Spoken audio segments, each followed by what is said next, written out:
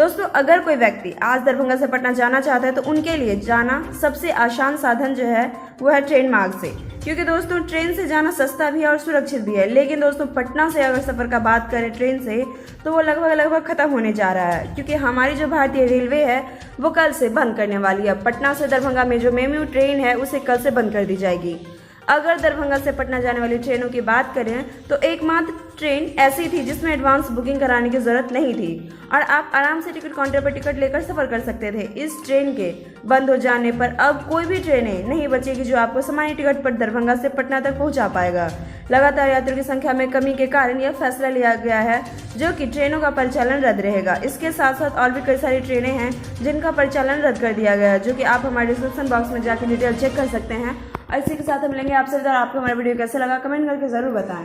साथ ही लाइक और सब्सक्राइब जरूर करें, प्रेस करें बेल आइकन ताकि हमारा अपडेट सबसे पहले पहुंचे आपके पास। तब तक के लिए घर पे रहें, स्वस्थ रहें, सुरक्षित रहें, अपना और अपने परिवार का ख्याल जरूर रखें, बेवजह घर से बाहर न निकलें। शुक्रिया।